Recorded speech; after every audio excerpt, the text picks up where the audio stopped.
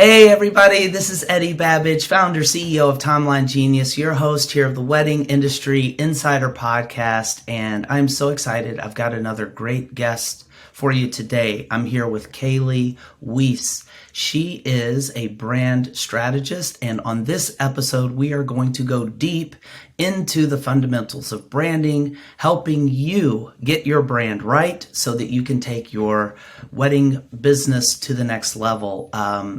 Kaleigh, thank you so much for being here. I know that you are passionate about enriching the lives of small business owners and helping them to find a way to embrace their uniqueness. And it's really just a pleasure to have you on the show today.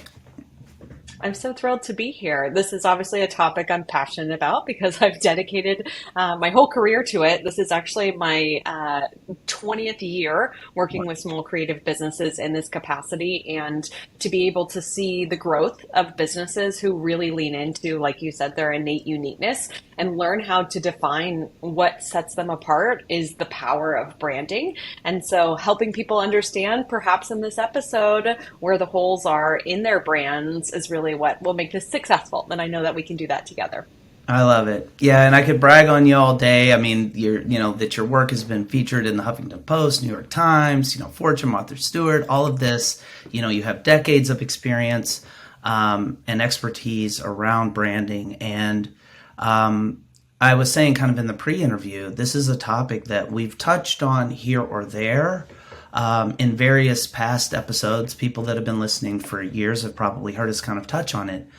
But oddly enough, I am really excited because this is the first episode where we've been able to just really squarely focus on branding. So before we get into the nuts and bolts here and the concrete takeaways for people, I'd love it if you could just tell us a little bit more about your background and how you got to be where you currently are in the industry.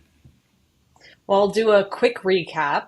It's a very unique story. And if anyone ever has the chance to meet me in person, we can expand however you would like. In third grade, my parents took me out of school. I wanted to have my own business. I've always been right brain and left brain. I was homeschooled and essentially just fell in love with what it meant for me to contribute to the small business world, if that made sense, in whatever capacity. I went to college at 15. I got a degree in visual communications and fell in love with the psychology of the tools and tips and why Fortune 500 companies succeed and really what sets them apart, and realizing that small business owners did not have the same knowledge and empowerment because it all comes kind of down to data. Like, this is what works. This is how our brains work. This is how we learn as humans, and how small business owners are able to harness that to be able to create viralness within their brand. In 2004, really started leaning heavily into walking alongside small businesses from a brand production perspective. So anywhere from defining their uniqueness to helping them with a logo and a website and all of those things that were trained skills that I had. In 2008, I got asked to brand an actual wedding, which was very interesting because I had been working with creatives, but in this event industry space, it was like, okay, now we have this whole environment of people who are incredibly passionate about their creative work, and they're not really operating like businesses. And so my goal, and where I've dedicated my career, is to really helping small, creative, passionate businesses be more profitable and use the tools and the skills that I know are out there and accessible for free. It's just all about perspective. Be able to really empower them to be able to get their names out into the world and meet their financial goals and align with the clients that they truly want to work with the best that I can. I love that, Kaleigh. It's funny because, you strike a chord of resonance when you talk about, developing the passion for business and entrepreneurship in third grade. I was that kid who, as a kid, I was like selling food out of my parents' fridge back to them at my restaurant. And then I was selling candy in school. Like, there's something that's always been inside me that like just connects me to entrepreneurship. And I feel like that's something that connects, this invisible thread that connects you and me and that binds us to everybody listening right now, right? Like, it doesn't matter if you're a photographer or a planner. Like, if you're in business, you might have a trade that you're executing, planning weddings, but you're also, and this is so vitally important, it's almost like one of the core aspects of our podcast, you're also a business owner and an entrepreneur. So tell me, I can't just skip over the fact that like you're off to college at 15. Um, I was living with my parents. It was not the okay. traditional experience, But but tell me, obviously it shows my effort and interest in like I wanted to serve so badly, and I feel like that's part of my purpose, right? And I think I love that you said thin threads because I think when we all look back on our career, we can see those thin threads yeah, from yeah, our core innocent selves, right? Like our innocent selves who had ideas or passions about yeah, certain things, and yeah, how that then stays alive through our work is like such an yeah. incredible and beautiful thing. And to me, that's also where you can really harness your uniqueness in your business brand is by bringing in that story of really what makes you light up inside. Oh, wow, that's really powerful. Yeah, I told you in the pre-interview, I'm just really excited about this interview. So there's so many questions. I am gonna just pause for a minute here. I've got to talk about the 15 thing. I actually have like two very precocious kids, and like, tell me about the impact. I'm asking this almost for selfish reasons. Like, tell me about the impact of going to school, a few years before, going to college a few years before others did that. How has that impacted your professional, trajectory and life? I have multiple thoughts about this. There's been a recent circumstances where I've had the opportunity of talking to very young entrepreneurs, and I can see in them what I remember about myself. So, for instance, one is a very young DJ who has come up with his dad's business and is truly pushing through high school, but working the weekends, right? And is so passionate about it and just can't wait to be old enough to be able to do that full time. And there's another planner that is in Austria who I recently met. She's in her early 20s. She's thriving. And I think the same feeling is the desire to be older, to get to the destination Yeah, was a big part of that at 15. I yeah, think it was like, well, if I get started now, I can get to the end result yeah, faster, if yeah, that makes sense. yeah, And I totally. think that that was something that maturity probably only teaches you. And Yeah, that inside me, it was like the faster, the better. However, I will say I think it's a privilege that I felt clarity about my purpose so early in my life as opposed to I think many people struggle to figure out what it is that they're passionate about. Even if they love what they do, they don't feel like it's the end game, right? I think one perspective shift now being older and having that awareness is really understanding our life is full of chapters and like what is the purpose in that chapter. So my purpose in that chapter at 15 was to start my journey and be able to start impacting people. The way that I've served people has been very different. You know, there's been times where I've done a lot of graphic design work and I'm excited about it. And then there's other times where I'm no longer like feeling like that's giving me energy and I want to do more of the coaching and consulting side. And so I think as people and humans, no matter what chapter it is or what age demographic that you are, really understanding like what does this chapter look like and what's feeding me right now, and just kind of trusting the full process that there isn't an end game, right, that we're seeking after, but really being fulfilled in the work that we're doing is so important to having a long career, in my opinion, that's going to take us down that thin thread that we're going to end up being able to see all of this tied together. it's really cool. Yeah, and it really is cool when, I think one of the perks, a lot of people like gripe or like resent getting older, but I think it's really like this treat, where you get to kind of look back retrospectively on your life and you're like, you get to see these through lines and these chapters that when you're in them aren't as obvious as when you're like, okay, I know the story's still unfolding, but wow, it's interesting, So Kaleigh, let's get into it here. So tell me first and foremost, like, people listening to us right now, and you know this as well, or as I do, they're busy, right? Like everybody's busy. They've got more things to do today than they can get done this month. Like, and why is branding important? Why should they really pay attention to what we're talking about? What are the benefits that happen for a business? And obviously, everybody has ideas about this. This isn't completely like, oh, wow, branding matters. But I want to hear from you. I want the color and the nuance. Like, why is branding important and what benefits do you get for your business if you nail that? Yeah. So branding is the opportunity to work smarter and not harder, to be honest. It is hard work because your brand is your reputation. So when we really look into, let's say, our not a fake mirror, when we're looking into the mirror to address the way that we're maybe currently being projected out there. What is our work saying about what we value? What is our work saying about the work that we want to do? Sometimes it can be a little humbling to determine we need to make some changes. In that same fact, I think busyness in our culture has been something that's been prided until the last couple of years, where wellness and mindfulness is kind of coming more to the front and center.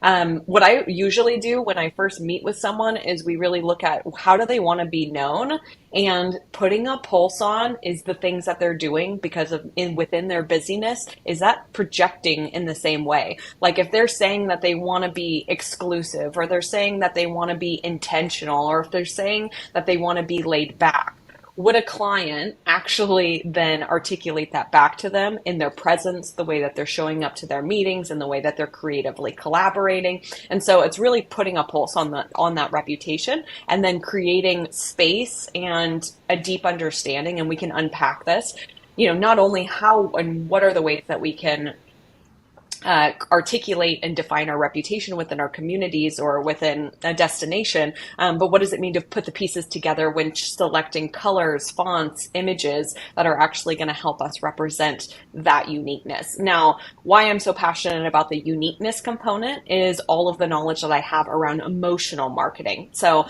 emotional marketing is when there is a deep connection to a person, to a business. And so it is human to human. It makes us more investable, especially as creatives. If I really resonate with a interior designer or a florist, like there's going to be a safety and a trust and a seamlessness to working together. And so that is the power of branding, is to be able to create better, meaningful, intentional experiences that are fulfilling to us, fulfilling to our clients, and understanding all in all, we don't have to be on autopilot. We can actually look at how do we want to be known, and then start crafting a brand reputation and the choices that we're making in our business to reflect how we want to be known. Out of all the things, Kaleigh, like you're passionate about helping small business owners and creatives, there are a lot of ways you could have chosen to do that. Why is branding the vehicle of choice for you? Why is that the thing where you've planted your flag and be like, this is how I'm going to minister to these people? Yeah. I mean, I do ask myself that question a lot with my own therapist and coach, making sure that I'm staying on track. But I think what's so beautiful looking at my past career is the transformation from a mindset perspective, an empowerment perspective, to see businesses lean into what makes them unique and what the value of that is, seeing them not only increase their confidence, but increase their revenue when they really believe and are in alignment with their brand and how they want to be known. And some of that kind of from it, if anyone is listening who's like in therapy, I think a good way to explain that, it's like your values. Like if you are living in your values, then you are in a lot more peace in your life, right? And I think for your brand, if you're living in alignment with your brand, you're going to have so much more of a fulfilling career. And that's why to be able to see and be a part of that transformation is something that I have dedicated my career to. So transformation is an awesome word. It's a really powerful word. Tell me, to kind of riff off what you're saying, can you tell me, and you don't necessarily have to use names or anything, but just about a case like where you've seen firsthand, not the like, okay, look at Apple or Nike or whatever these companies are that have these like vaunted brands. Like, can you tell me about a case that you've seen and participated, maybe helped in, where you got that transformation and the before and after for that person or company?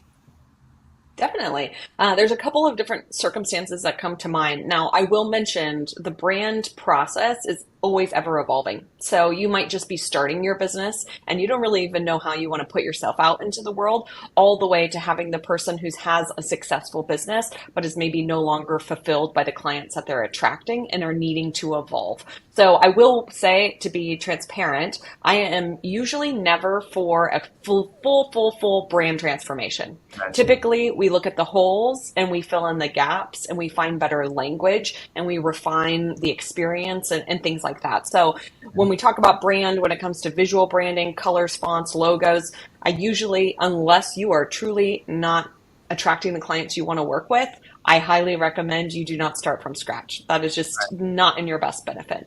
So when I think about transformations for people, it is really, again, leaning into how are you creating that experience.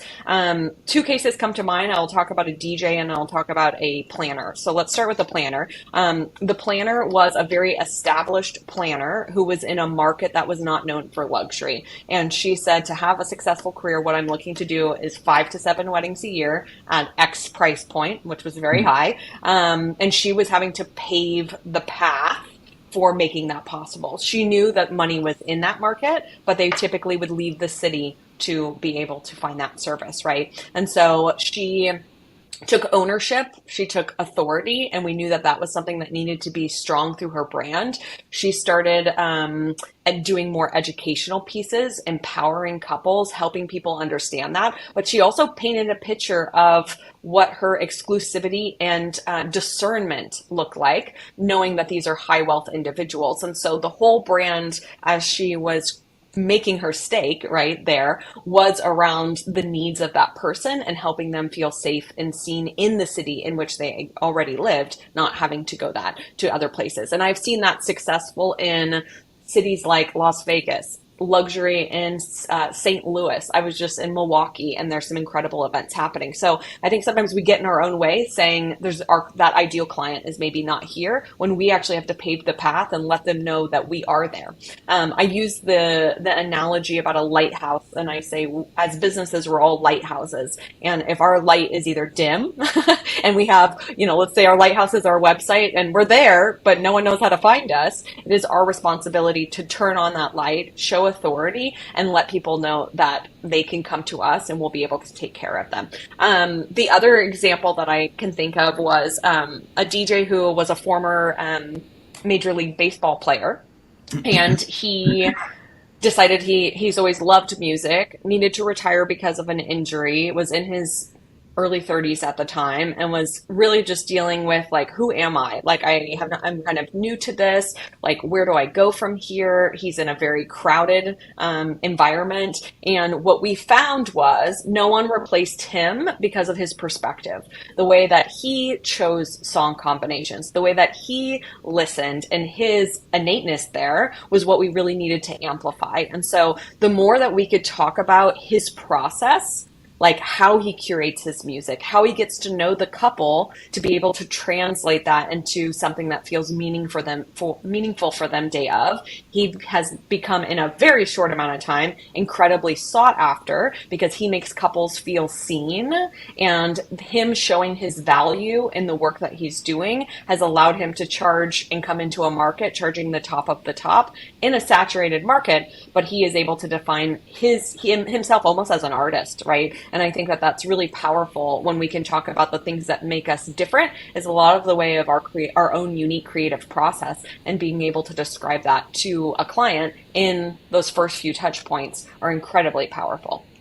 Gosh, thank you for sharing that, Kaleigh. Yeah, so it really resonates with me. I mean, as I've spent the last 10 years talking day in, day out with various planners around the country, internationally, and there are a number of them who I know want to kind of move in exactly the direction that you said, like raising their prices, doing fewer events, having a higher end sort of like brand. And I think we all know, that if you don't have that perception of being unique, right, then what else is there to judge you on besides like what your pricing is relative to your competition? And that's not really a game that anybody wants to play. So what do you say, Kaleigh, to the wedding planners say that are listening right now, and they're like, okay, I'm really busy. Okay. Now, one option, and we can talk about this, later, is like they can hire you, right? And that would be amazing. You can guide them, hold their hands, and really step by step usher them through this process. I want for the moment to speak to the rest of the audience that's like, okay, I feel like I need to do something here. I don't necessarily have my budget. I'm still really busy. What can they do? Let's kind of maybe think about a step-by-step playbook. Say, Kaleigh, I've been in business for a few years. I've got a brand. I've got a website. I've got a logo, obviously, company name. I've got a vibe that I project because I'm me and I've got a personality. What can we say to really concretely help these people optimize their brand, develop their brand strategically, intentionally? Where would you start if you were that person? Yes. So the hardest part is defining your brand, just like you were saying. And that is if you're just starting or if you have been in business for 20 years. So let me give some actionable exercises that I think could be incredibly helpful to defining what that looks like. On a surface level, if you are not wanting to go too deep, I would highly recommend looking at your past reviews and testimonials and start looking for similar language that's being used. Is it that you were authentic? Is it that you created something that was meaningful to them? Were you someone who was innovative and a dreamer, right? So look for that similar language. That's going to tell you a lot about what your reputation is, right? How are people talking about you? On the flip side of that, when I meet with people and it's like my customer service is amazing. That's how they respond to, tell me about your business and what makes you unique. It's like, well, I hope so. That's like the standard. Hey, Like it needs to be that, right? Or, when I'm talking to photographers, it's like, well, I'm there all day and I give them high quality images. It's like, well, I hope you give them high quality images, right? So we have to go and push ourselves a little bit further. And there's two different exercises. One is called a value proposition.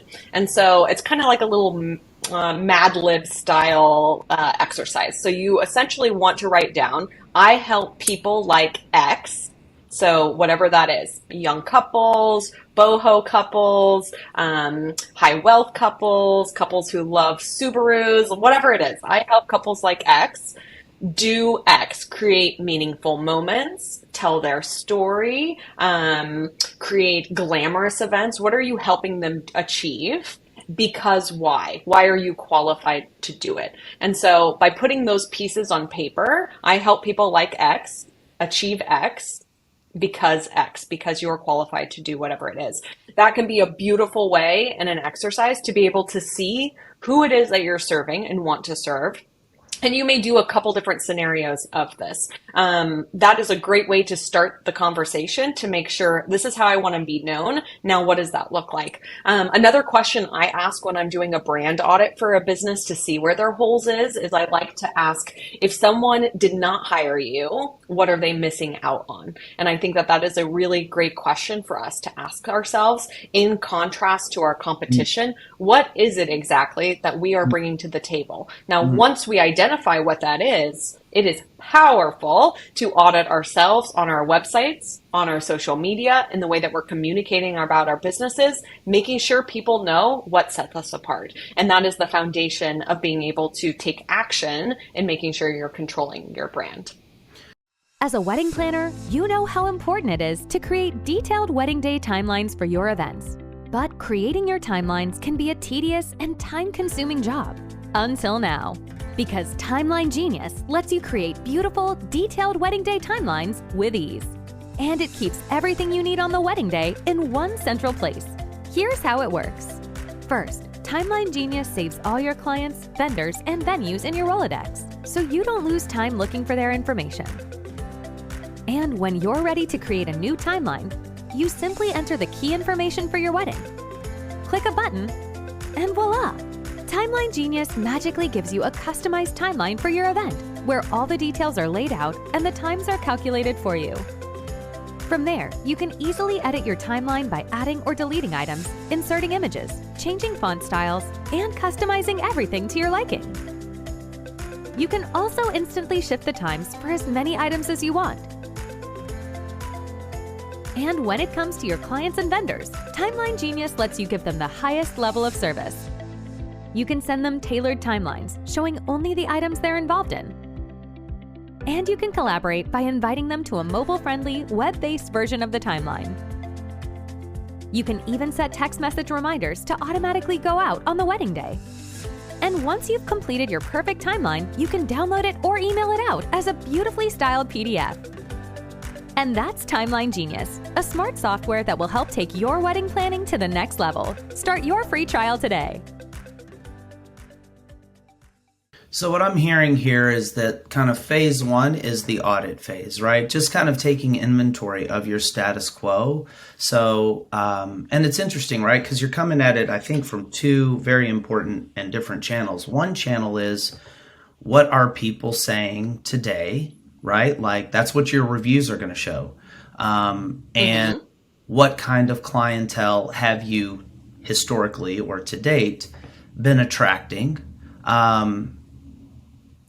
Then the next sort of parallel side of it is, what do you want to project, right? And those two things, maybe that's not the same, right? Like, I mean, tell me if I'm wrong here, but like I may look at my reviews and see adjectives and I'm like, okay, interesting to note here that like there's a consistent, set of feedback, but maybe that's not exactly how I want to be perceived. Like, are you kind of looking at both things in this stage? Is it also coming up with Absolutely. like, how do I want to be perceived? Is that part of the Yeah, audit? so this foundation is more about defining ourselves or defining our businesses, right? And so one of the things that I would use as an example is, let's say you want to be known for having innovative creativity, thinking outside of the box. If you're not seeing that, how can you do better in showcasing that skill set? If you are someone who is type A and analytical and you want to make sure that you're coming across organized and, structured, let's just say, and you're not seeing a lot of feedback about that, what are things in your systems, in your processes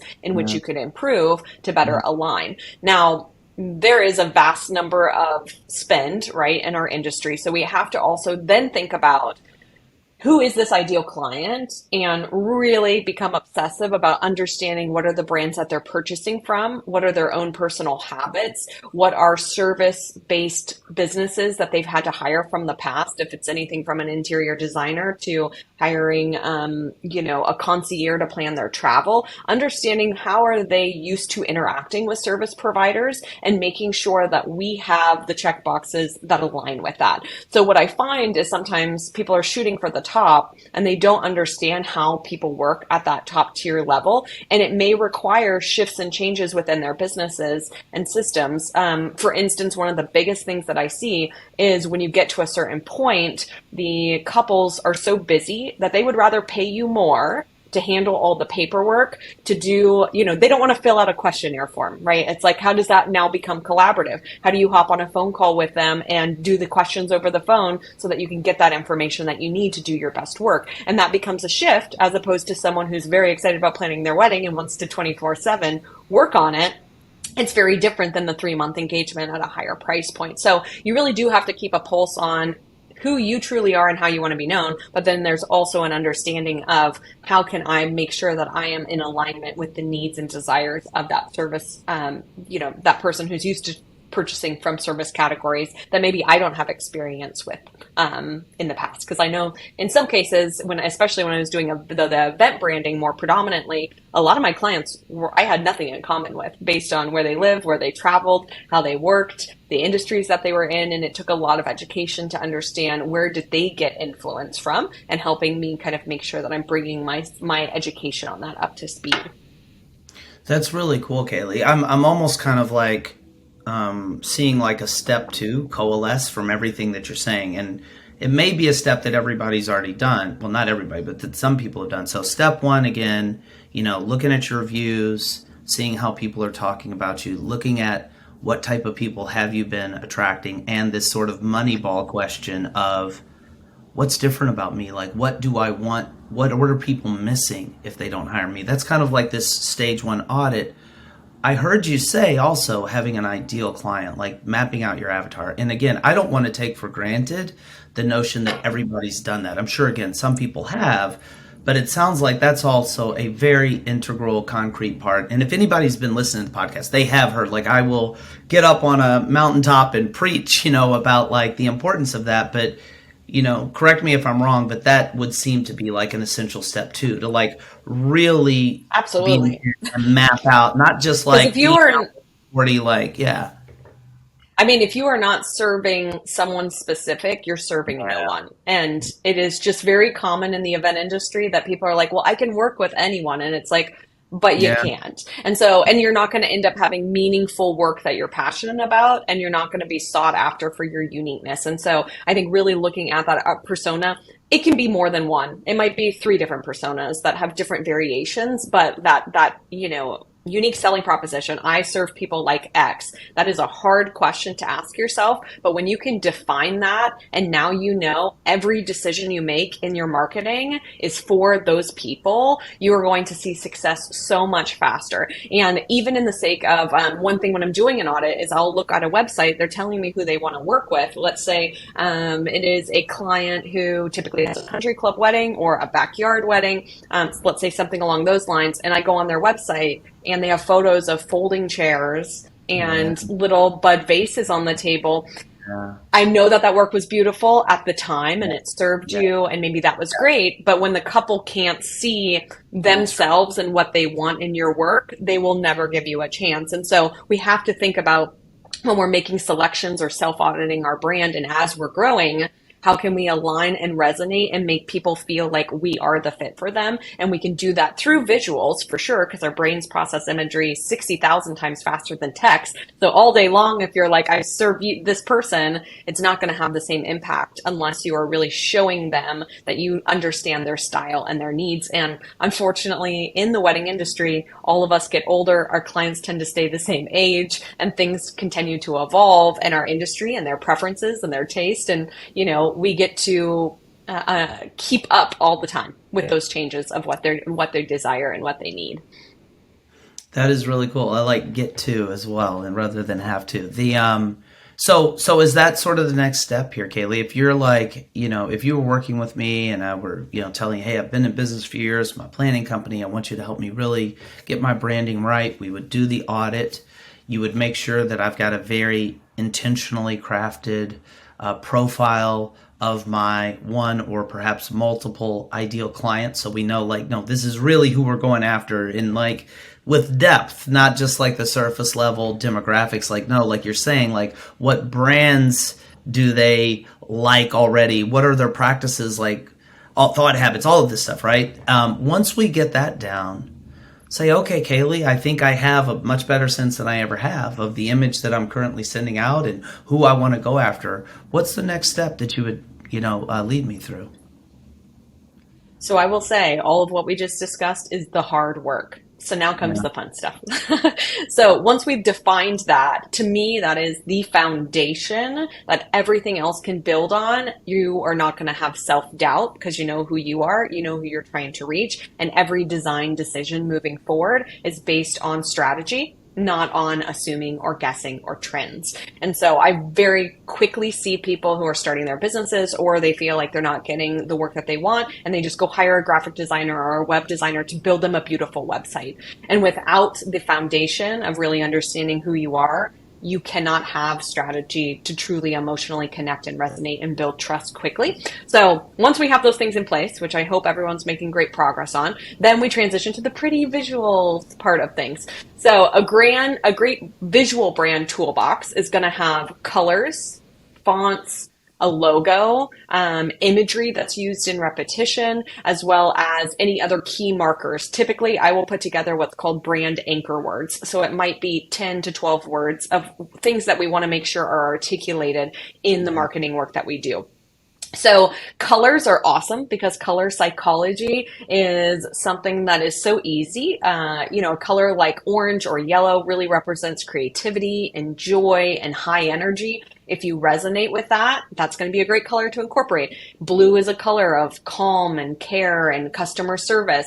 Green is a color of growth and communication. So you can really lean into, how do I want to be known? And now you can choose colors that are actually from a psychology driven perspective, being used like Fortune 500 companies in banks and grocery stores and labels and why we purchase things. Now as small businesses, we can harness that in our visual branding. And so being able to choose a color palette of typically 3 to 5 colors, primary colors and accent colors. Now you can actually build out a color palette that has all the dynamics of how you want to be known. Maybe you are a little bit more laid back and caring. Okay, we do a blue hue. If you are a little bit of creative and high energy, maybe we are incorporating a little bit of an orange as an accent color, right? So we can build out the colors and that really reflect that.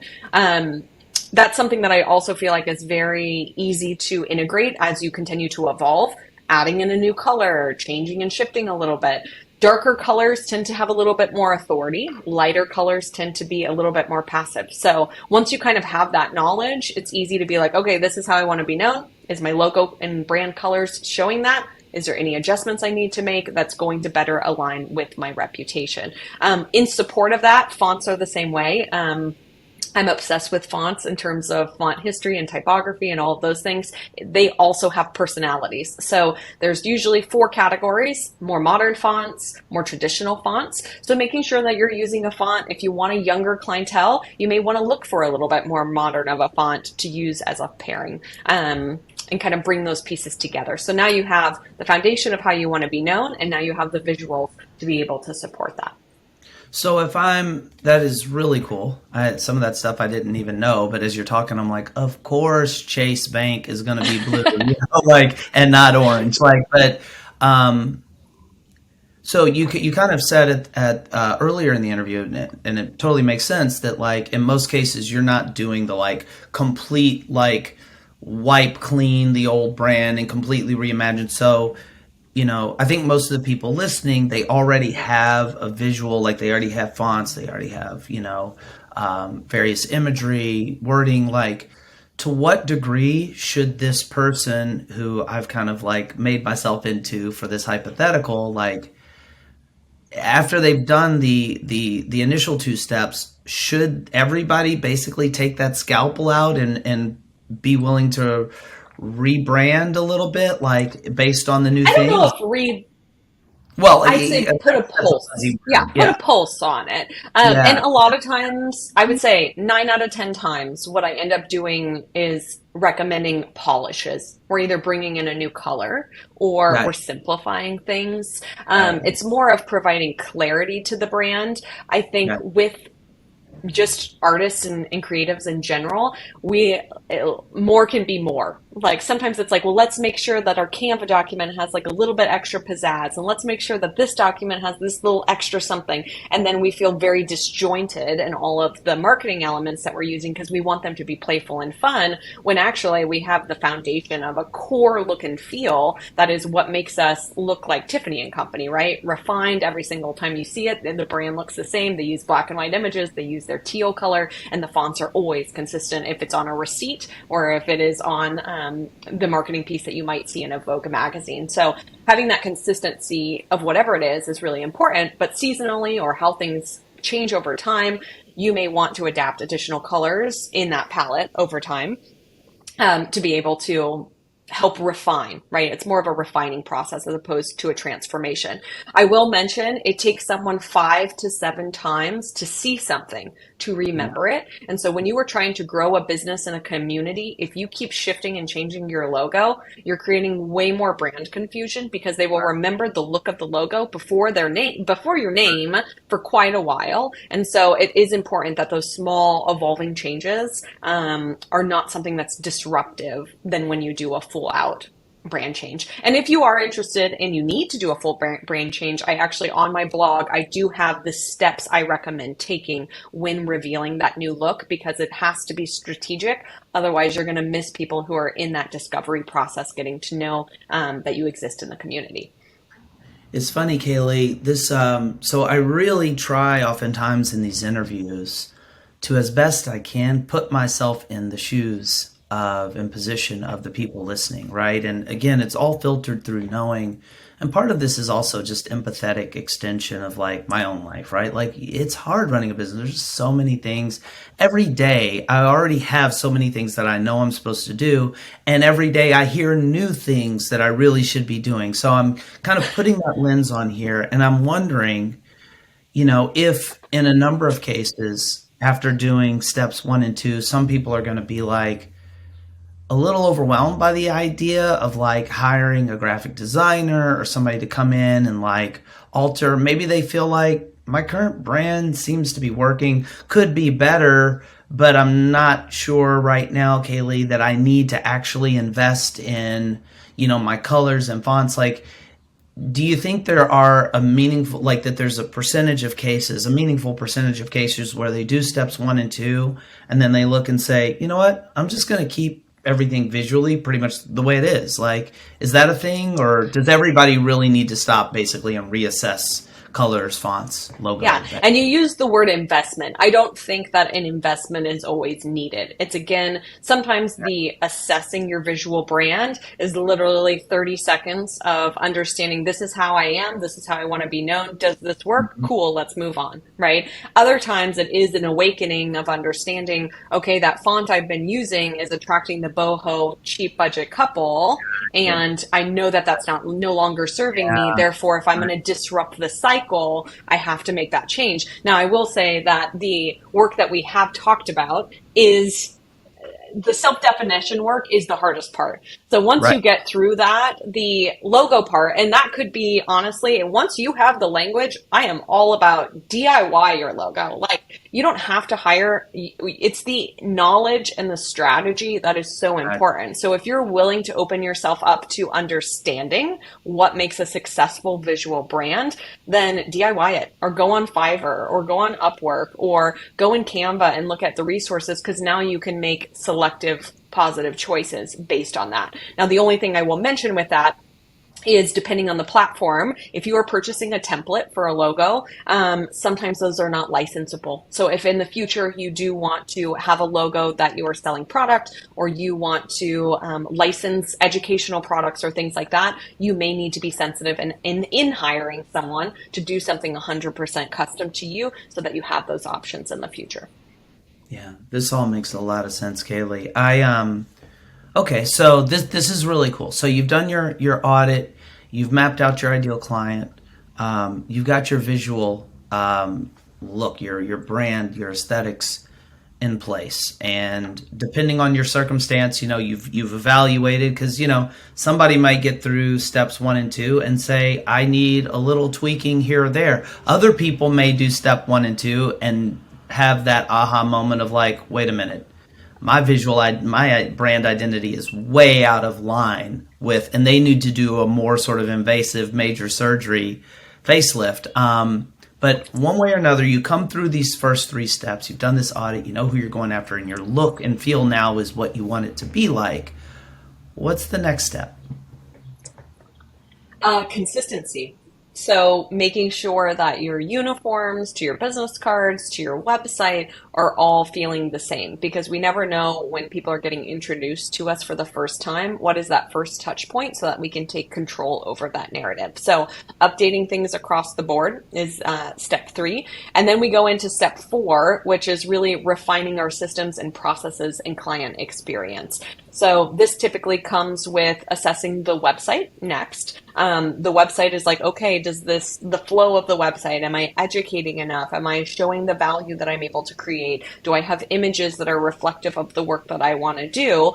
And then we look at also, now when I attract all these fabulous new clients, do I have the systems, the software, the other pieces in place that are guiding them beyond that? And so what I find is, if you don't get in that order, I love that we're calling it step 1, 2, and 3, because I call that the success path. I think sometimes people can get distracted by the shiny light of, I need to run ads, or I need to work on my CRM, or I need to work on my website. Well, if you don't have the foundation in place, and you know that it's not going to convert and emotionally resonate, then we have to go back to the beginning. So I would highly recommend, don't stress yourself out with like, oh my gosh, I need to do all these website updates. Like, I know that I'm behind behind. Don't even think about that until you've worked in that process, as long as you need to spend on each one of those steps. But the system process, you can have a beautiful brand, but if you have no processes in place and you can't care for those people in the way that you are promoting and marketing that you can,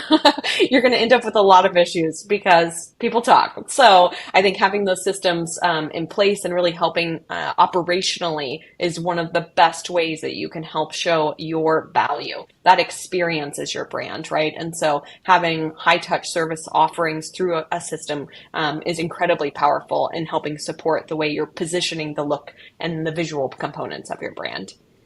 I love that, Kaleigh. And I my mind, as you were talking, it went to a sort of overarching concept, right? That spans, I think, all of these steps. And it's something that, as we were just kind of researching you, in advance of you being on the show, it seems to be something that comes up. And it's come up in all these interviews that I've done over the years. And it's this notion of we're all unique, right? And, it even makes me think about what you were saying in third grade. Like, not every third grade girl is like thinking that way. Like, we're all unique. And talk to me a little bit about how I can harness, and I know we're already talking about it, I just want to focus on it explicitly, how I can tap into that magic. Like, there's never been and never will be, as far as I know, another Eddie Babbage, right? Like, how do I find that magic that is uniquely mine and bring that into the brand? I definitely think we have to own it is a big part of that. As you even mentioned before, and I know I sent you my bio, I've been really working on my own copywriting within the way that we're describing how we serve people. And I did several different assessments myself. And I think what I found was so fascinating was the juxtaposition of ourselves. So I think I'm both a very gentle person, but I'm also very assertive and action oriented and an advocate for people, right? So those would almost be conflicting circumstances side by side, but it's actually the beauty of those things together that I'm able to be, I can roast someone's brand, but I can do it gentle, I can be both of those things. And so I think for us to fully understand the dichotomy of that, I'm not a huge personality test kind of person, but if you really struggle with that, doing your Enneagram can be a great way to kind of figure out who am I, and it's going to tell you who you are when it comes to that language, and then understanding how am I fostering that. I think that just due to the pressure we feel in having profitable businesses, we sometimes can get into autopilot. And so I think the more that we can lean into how can I take my innate uniquenesses in this world and implement it into my sales process and into the way that I'm interacting with people. Let's say you are naturally a storyteller, right? So if you are someone who loves writing and telling people stories, you can do that in so many different ways. As a planner, you could perhaps help craft their story, and then what are the details in that story that you're being able to incorporate on site day of, from all the little details, right? And that could be your contribution to telling stories. So we have to think about the things that really feed us, that are unique, and then what is the application? I think you specifically asked me, why have I chosen this to be my path to supporting others, right? And I think it's because I love creativity and I love small business and I love problem solving. Like, there's certain aspects of things that I love that fit and align with this industry. And I think that we really have to just find our little nest there and believe in ourselves and advocate for ourselves to do the work that we want to do. And the more that we can do that, it's going to be a magnet that resonates with the right clients. Is that helpful in kind of breaking that down a little bit? No, I love that, Kaleigh. Yeah, I mean, my hamster is just turning. Like, I just kind of have this view that, business is like a surface level sort of manifestation of something deeper, right? Like, I don't think we're just put here on earth for these, not to wax overly philosophical, but, life, I think, is more than just making a profit, right? Like, we're all here to serve, and we all came here with these unique attributes, right? And I think, it's easy, given the difficulty, the challenges that go into just making the profit flow, getting that next client, we can find ourselves kind of compromising who we are and trying to sound like the next person because oh, that seems to be working.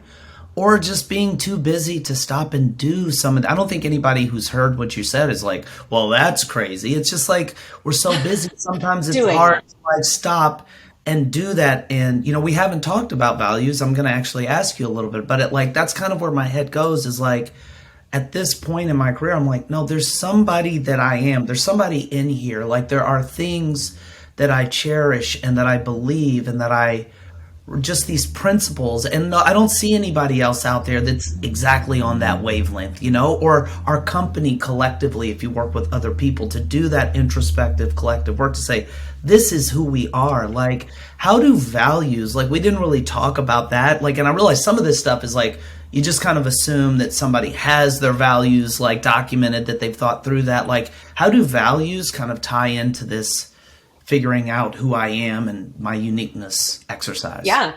So I have a couple things I want to cover here. One, I think it's important because I know a lot of our audience is planners or people who have teams. And I think bridging the gap and understanding your personal brand reputation and the brand reputation of your business is connected, but it is different. And so I think it is important for us to live fulfilled lives because I forget the percentage, but 70% of our time is spent working or thinking about work or thinking about, it's just a part of our life. So it is not doing our self-service or kindness to not be doing work that we love that feeds us, right? So it's really important that we're aligned with that. However, I think when it comes to the values part, what does the business stand for? And you, of course, are going to influence what that is. But then in the beauty of that, your team adds and contributes their passion to the ecosystem as well. So I do want you to think about as you're thinking about your own reputation, you may even want to create two separate lists. What are brand words for me specifically? And what are things that I want to make sure are a reputation for the business? Now, if you are someone who has multiple planners, you're going to have uniquenesses between the people. Maybe some are a little bit more soft-spoken and gentle, and that is what XYZ client needs. And you're someone who's more of like, get the job done. And that is beautiful that you're able to do those things, but the company's brand, the larger umbrella, can stand for something that encompasses all of that. When it comes to values, so I had a conversation recently with someone, and this actually happened to be a photographer, and she's been holding herself back because what she values is giving back. So she essentially has been doing low-priced photo sessions for families because she's like, I just love that I can give that to that family, right? And so she's not been sought after for the clients who can pay her worth and her value because she's been holding herself there. And so through some strategy, what we ended up doing was she actually is going all in on the higher priced. So let's just say in this case, she was charging, and I don't know, these are hard numbers, but let's just say she was charging $500 for a photo shoot to be able to serve that elementary family in a low income neighborhood, or middle class neighborhood. Then she was missing out on the clients who were willing to pay her $1,500 for her service, right? Because she wanted to help those people. So we went all in on that higher priced person at the $1,500 rate. And for every photo shoot that family books, she's giving one to the family in her local community. Now she is being profitable.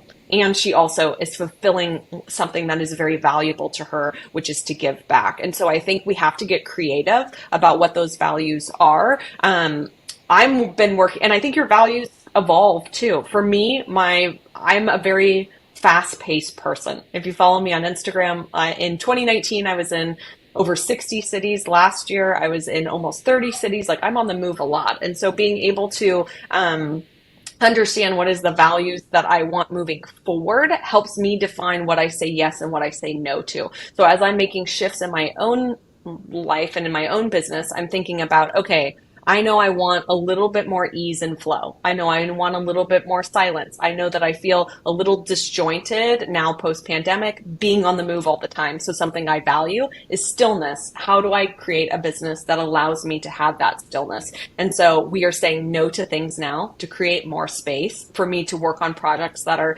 deeper or more meaningful or that I'm resonating with. And so sometimes we kind of have to just snap ourselves out of the autopilot, align with what is the stuff that actually fulfills us and how do we want to contribute to this world through our work, And then what does the work look like that we're doing? And I've seen so many beautiful shifts over the last couple of years of planners, let's just say, who were loving the design part of things, but were terrible or not terrible, did not enjoy the detail oriented stuff, right? And so I'm seeing a rise in collaborations. People who are like, well, I really love that part, but I don't like the creative part. I thought I had to do both. Like, lean into what you actually love to do and that you're good at and that you can serve the world and do 2x times the amount of creative work. Collaborate with a planner who can handle the details. And now you have two business owners who are incredibly fulfilled and also doing the work that they love. And so I think having alignment with your values is really what is meaningful to you in so many different ways. When do you feel alive? What is giving you energy, not taking your energy? And I think even understanding that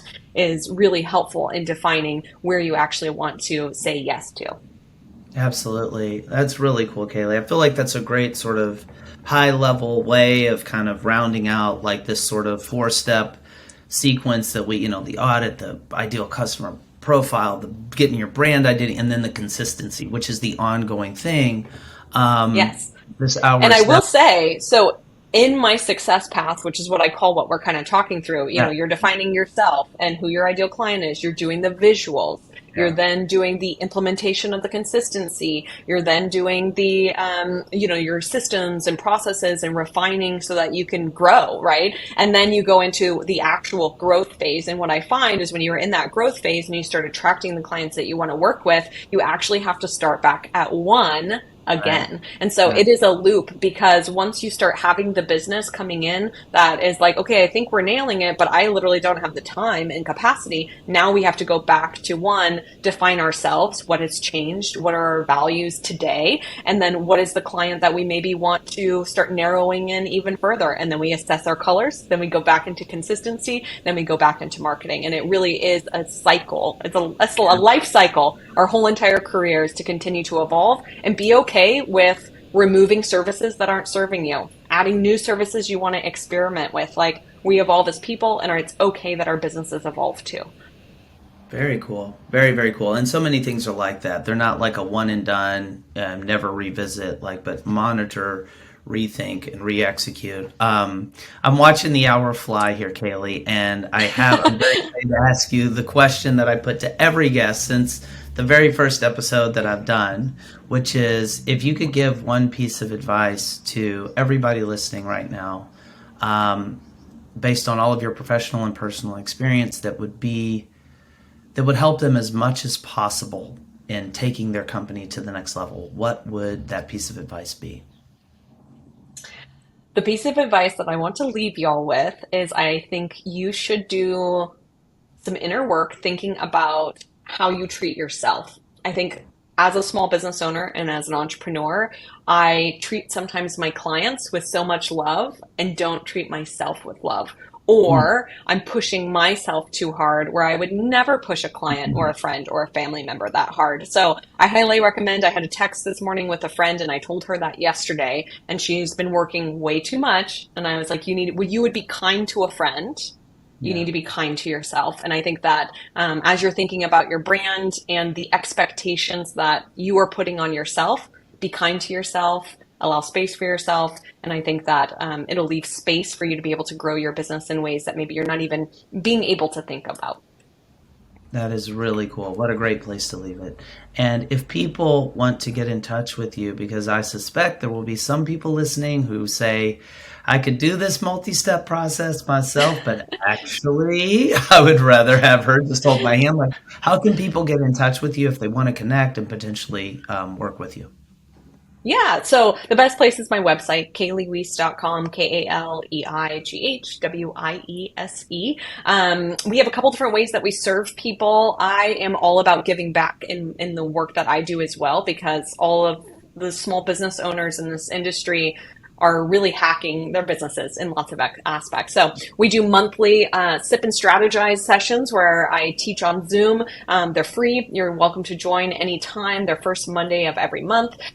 We also have a group community called Brain Magic Society, where we meet each week in a group environment, encourage each other, refine our brands, figure out what we're doing for marketing, determining how to better the details of our businesses to have more fulfilled lives in general.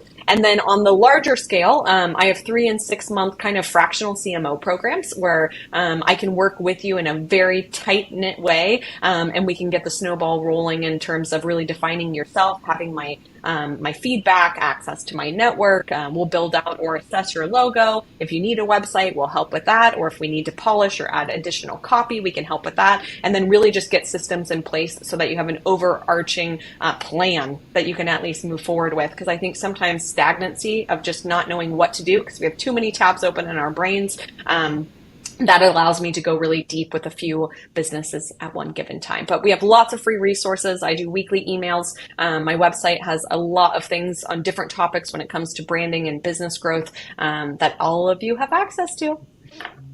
That is awesome.